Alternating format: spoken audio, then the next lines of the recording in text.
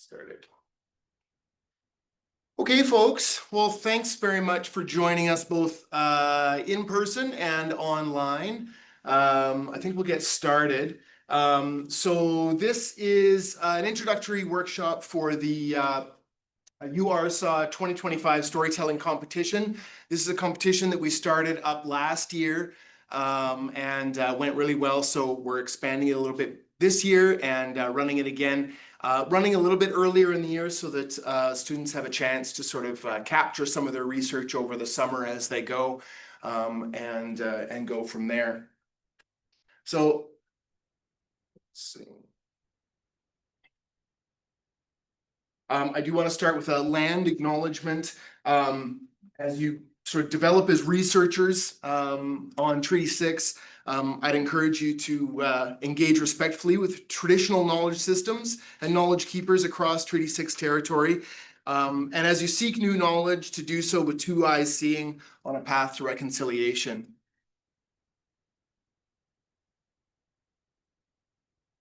So today, my name is Jordan Epp, and I'm the undergraduate uRSAW coordinator here at the University of Saskatchewan. And I'm joined by Leslie Ann and Adrian. Leslie Ann is the Director of Research Profile and Impact here at the University of Saskatchewan.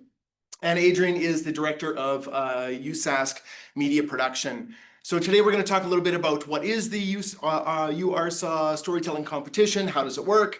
Leslie Ann's going to talk a little bit about why storytelling is an important research skill and some tips there. And then Adrian will talk about why video is an ideal research storytelling tool. And then we'll answer some questions that folks have about the program. So I'm just going to quickly jump over to the web page. So if you haven't been there so far, this is the uRSAW storytelling webpage. It has all the details for the competition. So what is the storytelling competition? Essentially, this is an opportunity for you to practice some storytelling skills, some media skills, and to sort of develop some skills around that over the summer while you're doing your research and to capture some of that during your research. This year we've built in a few workshops to go along with that. And so this introductory workshop will be one of them where you'll learn a few skills, and then media production is offering a couple of workshops over the summer. Smartphone video creation, so just some helpful ways to get better video out of your smartphone so that when you're doing your research and want to be capturing some of the moments that are happening while you're doing those activities, you'll get better results. And then also how to create a reel from start to finish. So how to take that research story and actually pull that into a 1-minute sort of piece and pull that all together. There's also some additional resources available on the webpage. So some self-paced online modules from the Be Media Wise set of modules, and also a video production basics DIY guide. Hi, come on in. So those are some of the resources that are available over the summer as you start to think about your research and think about the story, the impact of your research, and how you might want to tell that story. At the end of the summer, or at some point during the summer, when you've kind of got your story in your mind, what we'll ask you to do is to write a 300-word pitch. So we can have a look at the guidelines here. So this is the storytelling guidelines. So at some point before August 8th, that's the deadline, we'll ask you to write a 300-word story pitch. And that's going to basically say, this is my research, this is the impact of my research. And Leslie Ann will go through a little bit of what it is we want to sort of hear from that, what it is we want to sort of get across in our impact of research. And so you'll write a 300-word pitch, and then those will be adjudicated by a committee, and the award will go to the winner of that. And that'll be presented at the SURE Symposium on August 27th. That comes with a $500 prize. And it also comes with an opportunity to then take your pitch and actually turn that into a video working with media production, the University of Saskatchewan's media production team. So along with that, you'll also learn some new skills with them as you sort of go along. and you'll actually develop that into a full video with a full production team. So last year we had Achagos Carrier was our award winner. And so maybe I'll just play her video quickly here, and you guys can sort of see what the output of this award and competition looks like. I grew up in Cumberland. I was raised there. I don't think there was any other route for me to not be interested in ecosystem somehow. I heard about it my whole life, growing up, sitting at the table with my family. We would sit down and drink tea. That was always a topic that came up, like, oh, I went out on the river today and this is what I saw. This is what's happening. The university would come into our high school with students and they would have projects that related to the Delta. That's how me and my classmates were involved. We got to interview elders in the community, and that kind of provided greater insight into the changes that were going on because we were talking to more elders.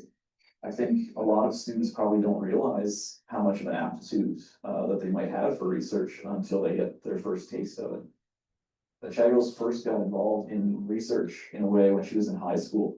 So she's had several years now working with me, some here on campus and some in her home community of Cumberland. I was able to work from my home. I got to go home and be with my family. I started from there, and that was really good because I was just I feel like a little kid that never had been in a science lab before. So I was like, this is comfortable for me. And it kind of worked up from there to the point of where I was in the lab a couple summers ago, and then this previous summer. We practice two-eyed seeing as much as possible, and that means we bring sort of our Western science training, work closely with elders and land users and people, those people that know and understand their land and water better than anyone else. I'm still making connections and learning how to connect the oral, like history, kind of the indigenous scientific model with the Western model. Now that I think about it more and I learn more about my history, I have to listen to my family. So the people who go out every day onto the water, they notice the changes that are happening, like this really small, intricate ones, and acknowledge their knowledge. I think there just needs to be more listening done from the science, like lab perspective, and really taking into account what they're telling and observing that as real scientific observations.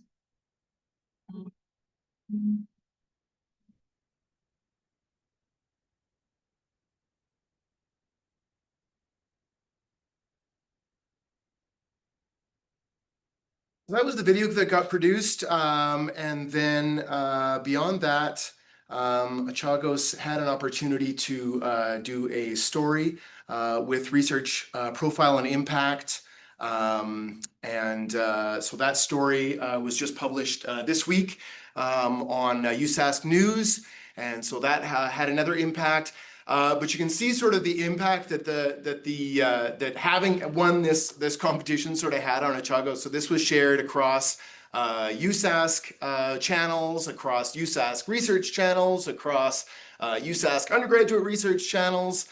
So basically got spread all over the place, and it's really providing Achagos some opportunities now to build her research profile and build her CV and really start to position herself as a researcher as she moves through the end of her undergraduate degree and heads into her graduate degree. So yeah, it's just kind of provided her a lot of opportunities, and yeah, the skills that she needs to sort of be able to tell that story in a really compressed and compact kind of way. So I'm going to let Leslie Ann come up and talk to you a little bit about research storytelling and the impact. Let's turn in. Hi, everybody. Thanks for coming last week of June while summer's on the brain. Yeah, so like Jordan said, I'm Leslie Ann Slosher. I'm the Director of Research Profile and Impact at the university, which is a fancy way of saying research communications. So my team is responsible for communicating all the great research outputs that happens at the university, and that's everything. So we talk about social sciences, we talk about health sciences, we talk about Indigenous research, like you saw. There's lots that we cover, and it's a lot of fun. It's one of the best jobs on campus, I would say, because no day is the same. Every day is different. So that's just a little bit about RPI, as we call ourselves. And if you have any questions about us or our unit, just let me know. I don't necessarily dive into that today because I want to talk more about skills and some ways that you can tell your research story. So yeah, I'm just going to kind of dive into it. And there's lots to talk about. So apologies if this is really high level. Again, if there's anything that I talk about that you want more information on or a little bit more context on, feel free to send me an email and we can always have a chat. Okay, so a lot of the time when I go to researchers and I say, oh, you have a great story, I need to get you in front of the media, you need to tell your stories, like shout from the rooftops. I often get asked, well, why? Like, why would I do that? Why would I take time away from my lab to go and talk to the media or to go and write a story with you or to do any of this kind of work? And I always kind of like to reference as it's not really black and white, right? So it's not necessarily like, oh, if you talk about your research, if you learn how to tell your research in a narrative way, all of these outcomes will happen, because you can't really make that promise, right? It's not necessarily a given, but if you add storytelling and narrative and communication as part of your research journey, there's a lot of things that can happen. And so I just kind of plop them into these three lovely little icons up here. But one of the biggest things is building your researcher profile, or building a researcher's profile, but in this case, your profile. You know, traditionally, I think researchers, they get under the hood, they work, and then they might publish a couple journal articles here and there, they get some students, and then that's it. That's all they need to do. But I think we're seeing a gradual incline of researchers really wanting to talk more about their work because it builds that profile. So then when you do Google that person, they come up. And if you are going for things like prestigious awards or Canadian research chairs or grants, you know, having that profile is really going to help back you in a lot of different ways and areas. As you grow in your career, you'll find that funding research is of the utmost importance. A lot of the time, if you don't have money to do your research, you can't do it. So communicating to funders is really, really important. This is funding agencies that come out of Ottawa, but also just donations. Like the university just wrapped up our big Be What the World Needs campaign. The researchers as part of that campaign really understand how to communicate to folks to really show the impact and the potential impact that their work can have on the community. So that's a big one as you kind of build your research ecosystem and your labs. And then it's also to inform and to excite and to connect. So I think it's all the research that's happening at the university is super exciting. And we want to be able to show our community what we're doing. We want to be able to connect with them and connect with them. Talking about it in ways that everybody understands really helps bolster that and build that profile and communicate to funders, but then also just kind of create this great buzz, this good reputation for the university in general, where people think of the University of Saskatchewan and think, oh, they have really good researchers there. No one would know that unless you tell us what you're doing, right? So it's kind of part and parcel. All these great things can really start to percolate once you start talking about your research. So I mentioned RPI, my team. This is just a snapshot of how we tell the research story. And if you want to participate in this, the project that Jordan had mentioned, we're going to really whittle in on the video side of things, and that's what Adrian's going to talk about here today. But there's lots. Before we get into all of that, there's so many ways to tell your story. And here's just a couple, right? We have media releases, stories, podcasts, graphic design, newsletter, website series, photography, social media, speaking notes, funding announcements, events. There's no one size fits all for anything, right? So if you find that your research is really visual, get on Instagram and like start sharing your stories, right? Or if it's not really as visual, but it's more narrative, like, you know, writing some stories or getting like some words behind it is really important. So it's not one size fits all research is very niche. So there's lots of different ways to tell your unique story through a multitude of different ways. Within this contest, it will be through video, so keep that in mind. As you go out this summer and do your research, that's gonna, and Adrian will touch base on that, so I won't say much more. I'm gonna spoil your side of things, but so my big thing that I shout from the rooftops is that research needs stories, right? I think a lot of the time researchers sometimes get caught up in their labs, they get caught up in their bubbles, and they forget like how to actually communicate to people who aren't researchers, right? And the best way to do that is through stories. I love this book and I love this author and I love this quote. So I say often, science is permeated with story. Both the scientific method and the communication of science are narrative processes. So they're one and the same, right? You narratives and stories sometimes kind of can seem as, social sciences and that kind of thing. But hard science, if you will, is also a story. There's stories in everything, right? So this author, if you have any time on your busy schedules, I suggest picking up this book. It's called Houston, We Have a Narrative. Randy Olson was actually, I want to say he worked in biology and he was a researcher, and he found that he would go to his sites and he would find all of these great discoveries and work with all these amazing people. And he was getting frustrated that no one actually knew how to talk about the stuff that they were learning. So he ended up quitting his job as a scientist. He moved to Hollywood and started to be a consultant on big Hollywood movies on how to actually build stories through science.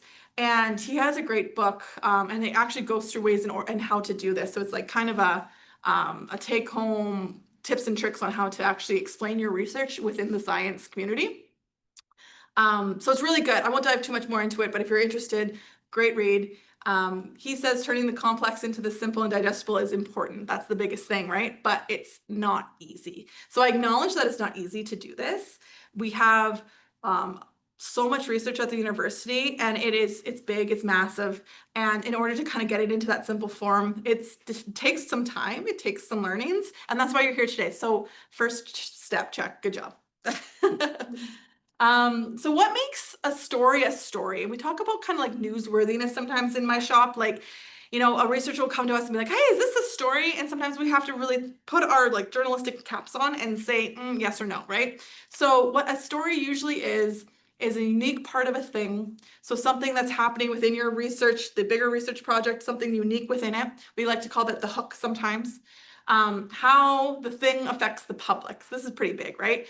I sometimes tell researchers, like, why do I care? And it seems harsh, but if you don't have an answer to that, then no one outside of this space is really going to be interested in what's going on. So if you can say, this will affect the public in this way, and this way, and this way, well, then now I'm interested, right?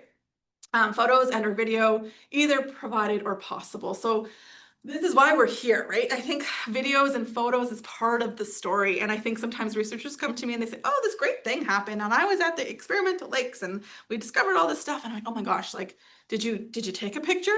Well, no, I didn't. And it's like, shoot. Like, so it's part of, a researcher's life is in the field. It depends on what you're doing, right? Sometimes it's not. Sometimes you're working behind a computer, but just always think about visually. How can I tell the story visually? And that'll help you quite a bit. Hey, how are you? Come on in. Just kind of halfway going through our storytelling process. Just watched your video. Okay. Congratulations. This is our first winner of the research storytelling competition. Yay, you get some old hat to you, but so, and then when is a story not? Sometimes it's an event. So if an event is happening, whether it's, a gathering of researchers or maybe a symposium or something like that, just because it's happening doesn't mean people outside that circle are really gonna take interest in it. A project, just because it's big, it's like, oh, this is huge, it's monumental. And it's like, okay, but again, if you can't answer these questions about, how is it gonna affect the public, maybe, we have to reframe about, is it a story or how are we gonna best communicate it? An award if it's internal to USask. This one is just, you know, again, you have to think about your audience. If it's very internal, then maybe it's not necessarily newsworthy, but it's something that you can help promote within your circles or take someone out for coffee and congratulate them. And then, yes, so this kind of speaks to that project. If it's just an academic conference, it's really hard to sell sometimes, right? It's very niche, poster competitions, that kind of stuff.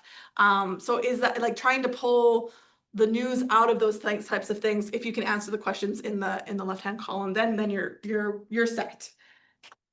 So what makes a good story? If you go to the USask website on the research tab, and actually the entirety of the USask website really on the news channel, there is all amazing stories. And we really like to get a good breadth of stories at the university. So you'll see this is a snapshot, I think, from a couple months ago. But we have, you know, undergraduate research, or we have graduate researchers there. We have a team who's working on fossils. We have some chicken feed research. We have some women in science, and we have a kinesiology researcher that are doing pea-based milk. So there's lots of stuff happening, but you know, in order to make a good story, it's kind of like looking at the title. So I pulled this slide because the titles really tell you what the story is. Instead of going into the whole like methodology of what that pea-based milk is. Well, why again would someone else outside of that research care? It's, you know, investigating the benefits of it versus dairy, kind of getting those hooks right within the title is really important. I like to pull this example because it kind of fits within that why should they care bucket like I talked about before. So these are two researchers, Amin and Bishnu. They created a product called chiral glitter. And when it came to our desk, someone said, like, is this a story? These guys created a glitter-based product that's biodegradable. And I was like, yeah, I think that's something that's pretty cool. I care about that.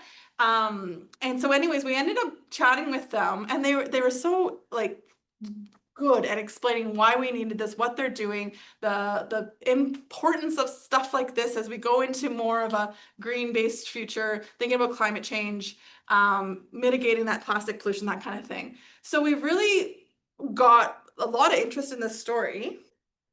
Nationally and internationally, it was wild. We did not expect this. We were like right around Christmas time too, where I think glitter was like in everybody's houses, and they were like, I hate glitter so much. We're like, well, we have a biodegradable one for you. But you know, as kitschy as it was really important to, like, if you look at these titles, solving real world problems and addressing microplastics and develops new biodegradable edible glitter. Oh yeah, it was edible too, which was a cool hook, right? Like it was just a cool story all around. But like, again, we pitched this to the media and they really found that impact, right? It's like, it's such a small project, but on the bigger scale, isn't it cool to see how University of Saskatchewan is doing something like this? Something as small as glitter, making it biodegradable. What's the next steps, right? And Amin now, Bishnu was one of our TEDx speakers. He had a great talk that was titled Turning Waste to Wealth. And he's just, again, when you talk about building your profile, communicating his research has been really beneficial to him in order to really get the backing from the community and the industry and all that kind of stuff. So yeah, this is what I'm always, I think this was like 1 month into my job at the RPI, and I got like, I was just like, oh, this is great. Is this what always happens? No, not always, but it was one that I use often because it's a great example of what can happen when you tell your story effectively. So now I'm going to kind of dive into the how. Like, how do we do this? I kind of wanted to tell you about the importance of storytelling, why we use it, why it's viable, why it's important. But I think sometimes then we get stuck on like, okay, now what? Like, how do we actually go out into the community and tell our research story? And President Stoichev says this all the time in his speaking notes. So I actually put it in a quote. He says, people deserve to know what the University of Saskatchewan is doing. And I thought that's kind of what we do. Like, they deserve to know, and it's on us to tell them, right? Us as communicators, but you also as researchers. So I talked a little bit about audience, but audience is the most important thing when you go out thinking about how to tell your story. That's my mom and dad. Aren't they adorable? This is at my dad's 60th birthday. But they're always in the back of my mind when I'm putting together a story, because my mom and dad, they're smart people. They went to the U of M. They have degrees. They are up on the times. They read the newspaper. They understand the social political climate that we're in. And so whenever I write something and I think, was this a little too jargony? Am I too much into the science here? I'll think of my mom and dad. I'll be like, could my mom understand this? And if the answer is no, I throw out that draft and I start new, right? And I think sometimes once we get going, we get really caught up because we get excited because we know this stuff so well. We know the research, we know our methodology, it's like this, that, and the other thing. But then if you pull yourself back and you think of someone in your life, would they be able to understand this? Someone outside of your research bubble? And if the answer is no, you really have to reevaluate the story. So audience, always. When you are thinking about the broad audience, it's really key to be digestible and simple and easy to understand. If you're going to a conference, which is like if you're a health scientist and you're going to a health sciences conference, yeah, you can be a little bit more succinct and direct, and your poster can be reflective of that because that's your audience, right? So think always of who am I talking to? Pick that person in your life. And don't dumb it down. Sometimes researchers are like, well, I don't want to dumb it down. You're not dumbing it down. You're doing yourself a disservice by keeping it at that high level. You just want to make it digestible and pull out that impact, right? And I get that. I don't want to dumb it down. Absolutely not. That's not why I'm here. We're not dumbing down anything. But if you put this out the way it is, you're dumbing up, really. Like there's no way anybody's going to understand that, right? And I have a couple examples of that as we go out. Yeah, okay.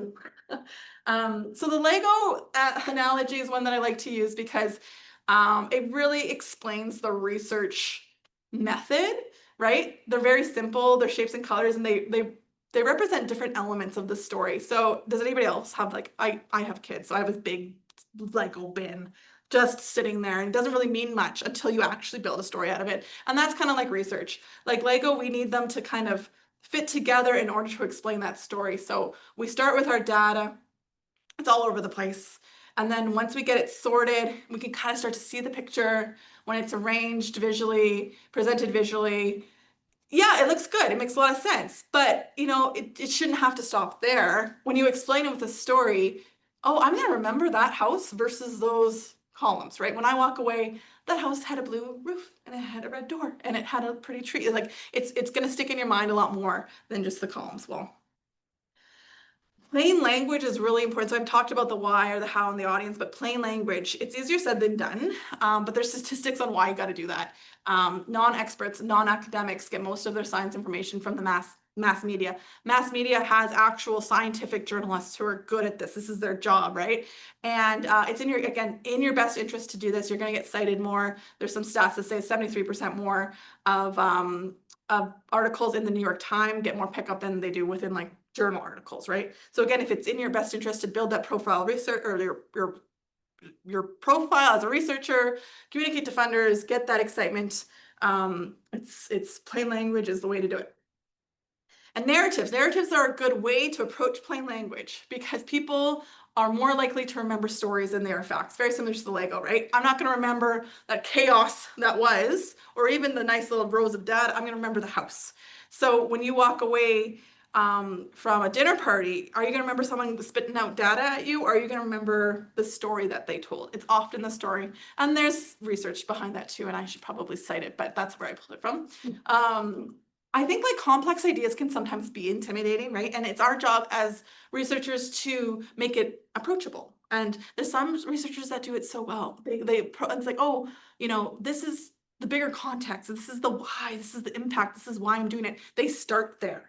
And they bring people along for the ride versus oh, I'm in the lab right now and this, I injected by rats with this specific hormone and you've already lost me. Once you start talking about the rats, I'm like, what is happening? But it's why did you do that? Start there and then bring people along. And that's kind of that narrative, right? That story. Metaphors are also a really good way of doing that and making it, ways for people to understand what's going on in your labs. That impact comes up quite a bit, but that's it. And sometimes I think people think, well, I'm oversimplifying, but you're not, because again, people don't understand your work. So when you talk about the impact, that's going to be the hook that gets them. And then if you got them, then that's when you can start to talk about the other things, but you really want to make sure that the impact is the front and center, more on the why. Why am I doing this research? Why am I wanting to do a career in research? Why did I pick the supervisor? Why is this important versus the how? And I know how is really important in research because you have to explain your methodology to get published in journals. It's a very important part of it. But when we're thinking about audiences and communication, the why is going to take us a little bit further. you know, asking people what you want them to walk away with. That's kind of the dinner party idea. Commonality is understanding. So sometimes I tell my researchers flat out, don't be a robot. Like, people don't like a scientist to come up there and just spew out data, facts, and figures. I don't have anything in common with that person. But if I'm up here and I talk about, oh, I have a kid who has Lego, you know, does anybody else, you guys probably don't have kids who have Lego, but you know, like some way to say like, oh, I like Starbucks. Do you like Starbucks? Or something like that to make you feel like a human, because we're all humans together, right? So if I'm saying something and you trust me because I drink Starbucks, then that's just gonna, you know, make us more human together and as we tell our stories. And that comes down to honesty, integrity, emotions. Again, you're okay to be a human being. We're all human beings. Sometimes it's actually refreshing to hear someone talk about how they're actually feeling about things, right? So don't be afraid to do that in your research storytelling. All right, here's my example I talked about. How intimidating is this? When this landed on my desk, I was like, I have no clue what this is. Again, I think I'm a smart person, but I struggled with this one. So the title was an investigation of the long-term aqueous corrosion behavior of glass. I don't even like saying it because I get so fumbled, but you guys can read it up there. And this was the abstract. So it took me a while to be like, is this a story? Because I don't want to just slough this off, because I'm like, there's something here. And I talked to the researchers. This actually came from our friends at the CLS, the Canadian Light Source, who flagged it with me. And you know, I was like, yeah, this seems like there's something there. So we kind of tried to pull it out with the talented communicators over there. And at the end of the day, they figured out the impact of this research that these researchers were doing and put together a media release. And again, the impact was there. So from the press release, within that abstract, they pulled out new glass ceramic composite shows promise for safer storage of nuclear waste. Does that read here? Not really, hey? It's there, but it's not written in a way for the lay audience to understand it, right? It's written in a way that the journal needed to see it. This is a place, right? I'm not saying this is wrong. This is what the journal needed. But it's not what the general public needed. The general public needed this, right?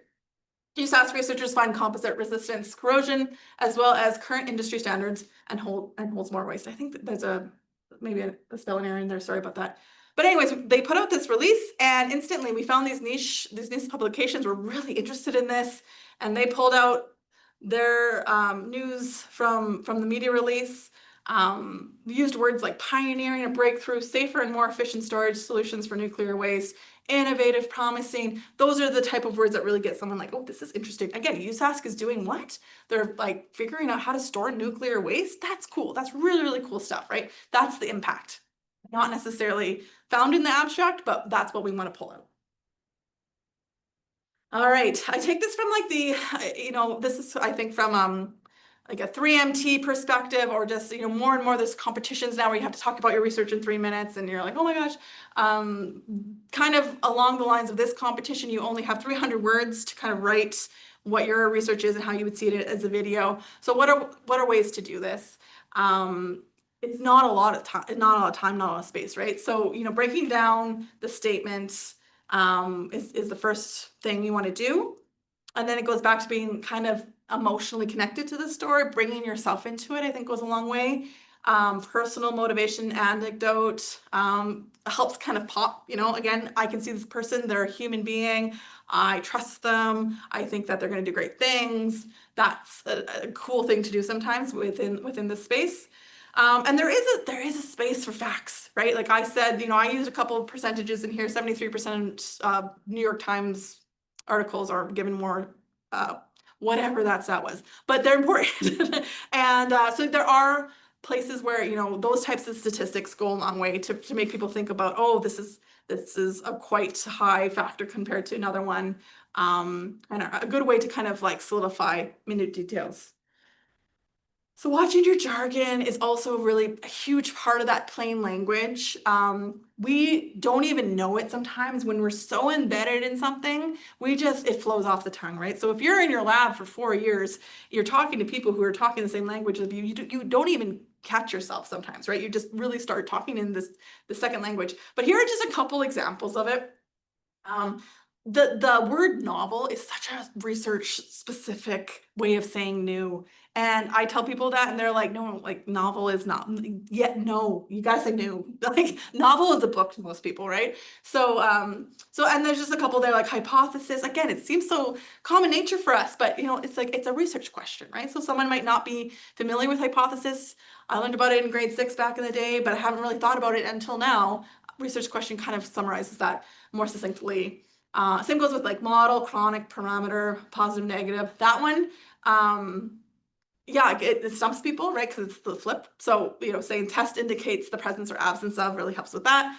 Qualitative, quantitative is one that I've got pushback on again, but I think it's still a very research specific like jargon, right? So if you can say qualitative, like, oh, like the description of something or like the numbers of something, that again just helps carry people through your story. Sometimes if you get too jargony, you're going to lose someone because they're going to have to stop and think too much, right? So if they're stopping and thinking on one piece of your story and you keep talking, well, you've lost them, right? Because they're stuck already on that jargon and they're not following you through. So this is like really fast tips on how to do this. Be prepared, practice. If you're doing presentations, keep your slides sparse. I know it's hard, but like really bare minimum because people struggle to read a slide and listen to you at the same time, right? If you look at any of our 10X University of Saskatchewan talks, which are led from our office, I really try to get speakers to use like not a lot of slides, if at all, because what you're saying is probably a little bit more compelling than what could be written on a slide. Review with a non-expert, that's your mom and dad or your audience member. The story is huge. Read the room, audience again. And let go of perfectionism. Like it's not, you don't have to be perfect. You can stumble. You can ask questions as you go. You can relax. Again, it just kind of speaks to we're all humans. We all have a story to tell and we don't have to necessarily approach it as, I know everything and if I mess up then it's like a complete blow. It's not. You're gonna probably bring more people along if you let go of that. And so walking away from the storytelling side of things, whether it's written or socials or video or otherwise, be concise, explaining it succinctly without that jargon, be compelling, focus on impact and results rather than that process, and then being memorable. So relatable storytelling, genuine emotion, that can all bring you very far in your storytelling within your research career. So I don't know why it's pink. That goes against USask brand. We usually wouldn't do pink. Not there. Can you not see? Okay. People online will be like, Still why did she use pink? Yeah. No, I would never use pink usually. Yeah, so anyways, that's it from me. Again, we have just such a small amount of time. I want to make sure that Adrian has some time here to talk about the video side of things. But if there's any questions, I can maybe take one or two now. And if not, then we can connect on email after. Yeah, okay, great. Thank you so much, everybody. Thank you. Wait, there's more.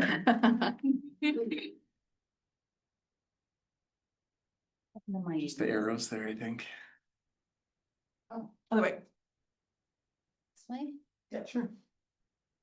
Okay, so I'm Adrian, media production. Jacob, so you've had experience with us already. With Joanne and working, we had a wonderful time working with you. And basically what we do, you guys probably didn't even know there was a media production unit on campus because we keep ourselves really well hidden. But anyway, what we do is we just go ahead and it's this one, right? So basically we focus on providing services to teaching and learning, to the administration, and to research. And when we're dealing with research specifically, we're dealing with individual researchers, we're dealing with research bodies such as the Global Institute for Water Security, et cetera, places like this. And what we do is create videos. Most often we start with a project when they begin. And because what we're doing is creating knowledge mobilization or knowledge transfer assets that researchers, most of them, have to have when they are applying or when they're doing their research now.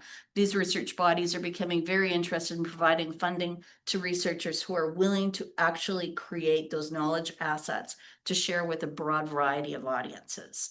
So we get involved with research projects from the time the researcher sends in their proposal for funding, and we stay with them right until the end of the project. And sometimes it takes years. It goes on and on and on.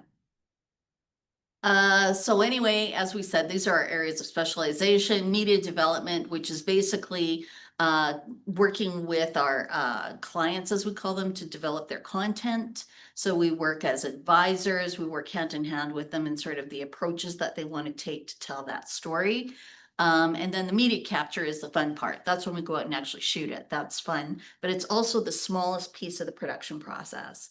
The pre-production process, when we're trying to develop that idea, and the post-production process, and the chicks, you know this now, don't, is those are the big chunks. That's where you're spending the vast majority of your time. The really exciting part, the production part, is unfortunately the shortest part. And then we also do media training and consultation. We're doing that more and more so with research. Researchers will often come to us and they say, can you, train our grad students that are going out into the field with us so that they can actually capture that video and bring it back into the edit suite. And we're going, oh, okay, all right, you better bring them over here because, good video is getting easier and easier to capture with phones. The phones are great, but good audio, hardly anyone ever does it. So that's a whole other area. And then, of course, I won't get into the media management stuff, but data management, that sort of thing. That's also a very important technical part of the production process that you need to think about. So video and research, I was talking about knowledge translation and mobilization. And so why is video become so important in research? And it's for these reasons a lot that, we've already touched on with Leslie Ann, but it's that outreach, engagement, and impact piece, right? And these are a lot of, as human beings, we are hardwired to become engaged with stories. It's just who we are as human beings. That's how we share. That's how we engage with each other. That's sort of the touchstone, emotionally. And I always say video does two things. Jordan's heard this a million times. Video does two things really, really well. And one is obvious, show and tell. Video does it better than anything else. The other thing is that emotive, personal piece. Nothing engages a human emotionally or intellectually, mostly emotionally, than video. And you've all experienced this because you all binge watch, series on Netflix and movies and this sort of thing. And why are you doing it? It's not just entertainment, you're getting something out of it. And it goes back to the impact of storytelling once again. And it's that visual engagement as well. And music, and, oh my God, you're going to be crying in 2 seconds, right? Also, it allows for accessible explanation of complex subject matter, and we do that through a different, we've got all of our tips and tricks for that. And we talked about the emotion, relational depth. But here's something that two things that have become increasingly more important as we talk about video is the authenticity and transparency. That's become politically a very important piece of this story because, you've all heard, we all know what the political environment is, fake news, blah, blah, blah. And I think it's really important where funders and researchers and academics in the United States are losing their capability to do work because there's a huge swath of population that thinks it's a waste of time and they're not getting proper information. That's why we need to tell these stories. And that's why we have to tell them in an authentic and meaningful way. So, and also the other thing. Well said. Yeah. No, it is important. I think everyone in this room knows that and recognizes it. And so this is why this is important, is communicating this information. The other thing that we looked at is we talk about communicating in multiple ways of knowing. And creating inclusive and transferable information. And that's something that we did with your project, I think, Achegos, is that you're talking about the importance of not just sort of data-driven scientific sort of in the lab knowledge, but also going out into communities and listening to people who are actually engaged with the environment and their surroundings and their culture and finding how does that fit into this picture, because it's a much more holistic approach, I think. And so that's something that comes into this quite a bit as well. Okay, so I won't get into this too much, but this is sort of like what I talked about before when we start working with a researcher. We have and these are the 3 stages actually of research as well. So your inception and introduction, And so when we do that in video, we go, okay, well, why are we doing this research? And we start developing a tone and sort of an approach to how we're going to tell that story. Then there's the investigation, and that's when you're out in the field or the labs or wherever you are. And that's where we'll follow along and we'll go, okay, we're out here, we're doing this today. Why are we doing this? Why is it important? What have we found? What are the problems? What's holding us up? Because it's not just, the victories and but that journey of discovery is a story in and of itself. Then at the end, the dissemination or the knowledge mobilization, knowledge translation that we were talking about. And again, finding that way to tell that accessible story to stimulate further dialogue and action. And one thing that we found, and this is a fact, is that researchers that have worked with us and created these video assets for this knowledge mobilization effort are the researchers who continue to get funding. So it's important, it's a big deal. Okay, story pitch in the picture. So the pitch, okay, we've got the pitch that you're doing for the contest, which is your 300 words.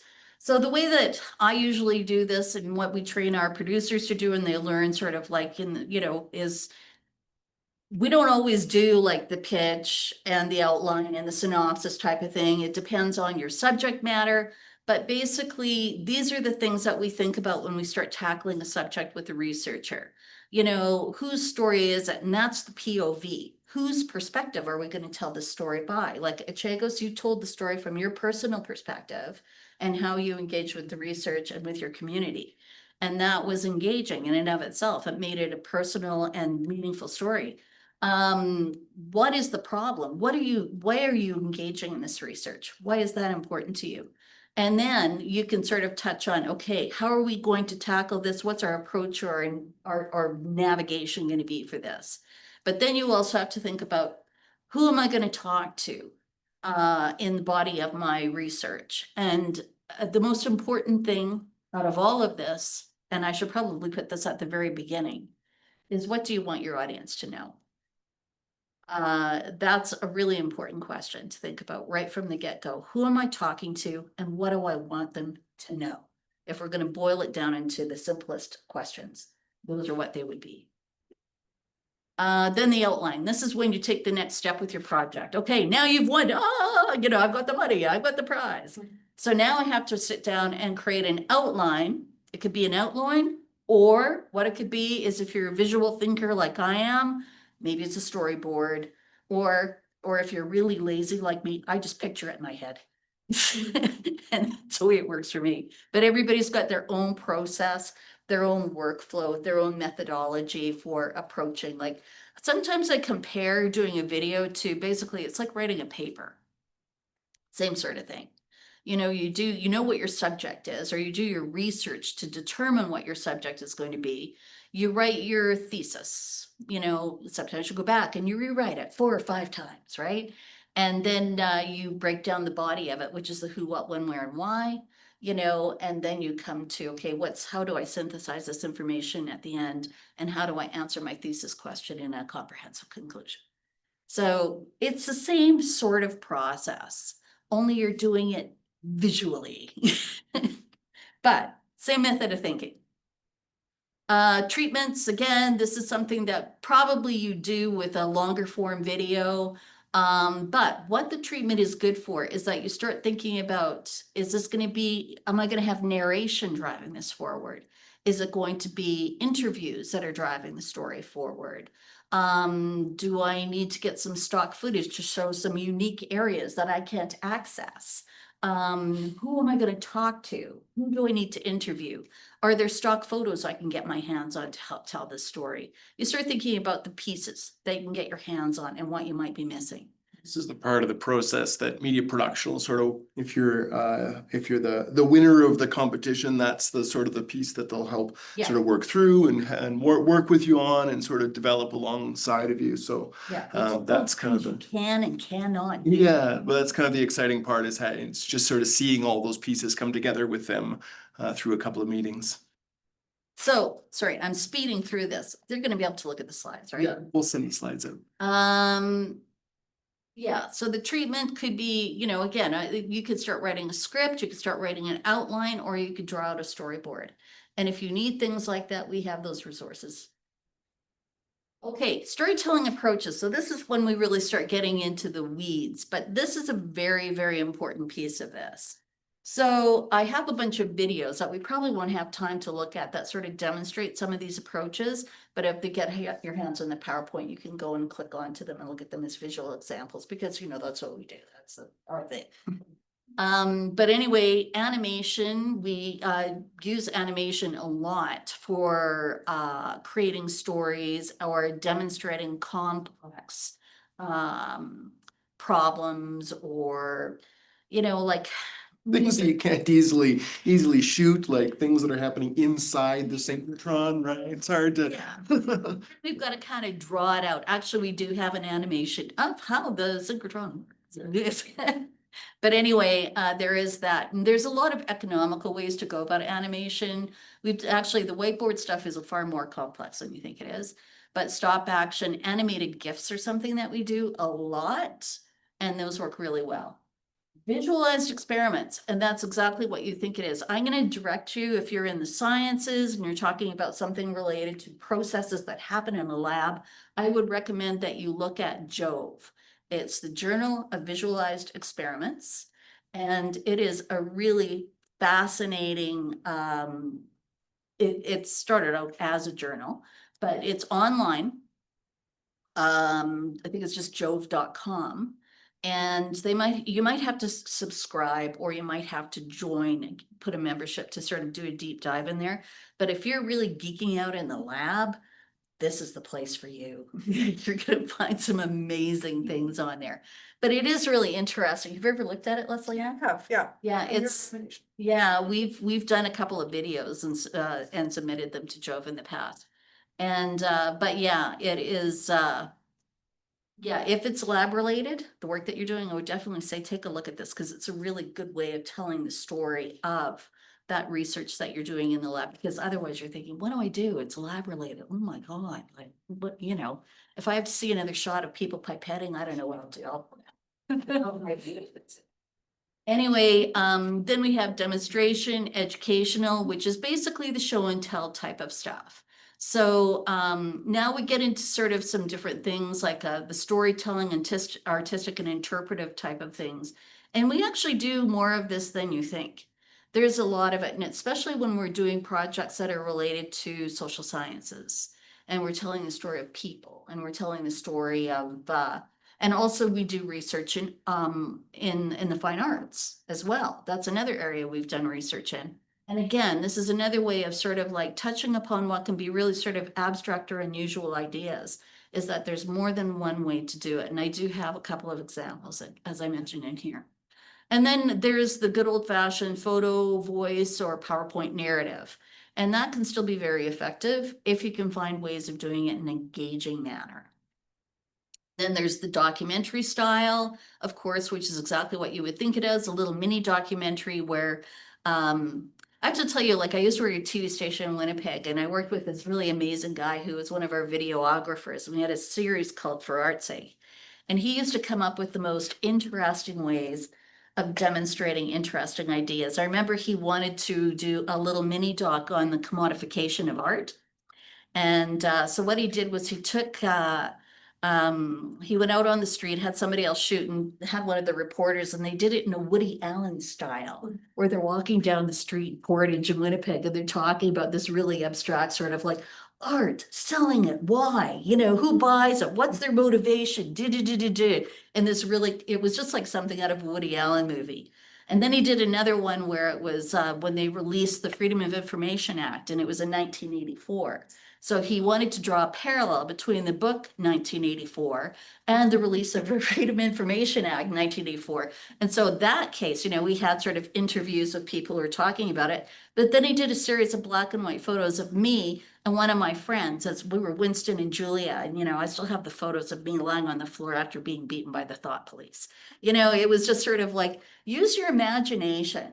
If you're thinking, I've got this idea and I can draw a parallel to, this, go with it and explore it and see what you can do. Don't be afraid to make your research interesting and amusing.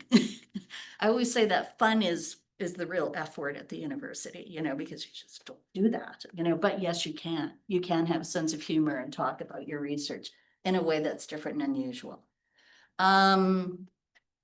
Then we have a straight up news style where you're shooting on location and you're interviewing somebody and it's just the facts. Please, thank you now. And you can also find a way of drawing the story out of that. You're always looking for B-roll. Video abstracts, of course, is basically the format that's used for publications, and you can still make those engaging and interesting because you have to learn how to interview people, and we do have tips and tricks on how to do that properly as well. And then testimonials. So there's a lot of different ways that you can go about thinking of your video. You know, and what I do before I start every project is I'm going, okay, I'm doing a video about X. And if I don't have an idea immediately within the first 15 minutes, then I'll sit there at my computer. I got a great job because I can just look at video all day. I'll just go onto YouTube and I'll start looking here and there and seeing what I can find. See what you like, what you think works. See what you don't like. Oh, that's bad. Don't do that. So, and I mean, you guys are the video generation. So you've been watching video since the day that you were born. So, you know, you've got a pretty good, I think, innate sense of what works and what doesn't already. So anyway, we won't go into this because we don't have time, but there's some different videos here that are examples of, oh, and there is a TED Talk that's on here right now too. No, it's not, because we don't have it on storytelling. But anyway, this is kind of interesting. One of our junior producers pulled this up, The Secret to Telling a Great Story in Less than 60 Seconds. Take a look at that. There's an example of an artistic piece that we did for, actually, believe it or not, the Global Institute for Water Security, and presentation, education, and an explainer video, but it's animated. But you guys can click on those from the PowerPoint that's provided and take a look at them at your leisure. The prize, we'll get into that. So of course, the prize is you get the cash. Woo, you could probably buy some groceries. And then you get to work with my team. So my team, we are not academics. We are audiovisual professionals. I've been working in television and film for 40 years plus. So that's all I've ever done. I've never done anything else. And our team, we all come out of film and broadcast backgrounds, and that's all we do.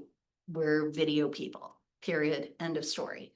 And we love working with students. And so you will come and you'll work with us with your concept, your idea. We'll go over it. We'll make sure that it's got the right visual impact. We can make some recommendations and we can throw ideas around. But just know there are no bad ideas. I've sat around creative tables where I'm sitting there and people are pitching ideas and somebody will say, oh my God, that's the worst thing I've ever heard. But then you don't forget it because it was such a bad idea. And after you're turning that bad idea into something really great. So there are no bad ideas. So just think about that. But anyway, we are just running out of time and I want to make sure, yeah, so this is what you'll do with us. We talked about those stages, the pre-production, the production and the post-production. And yeah, we will consult with you and we'll help you out in any way possible. And then the best part of this probably at the end of the day is, oh, back at the webpage, look at the prize as well.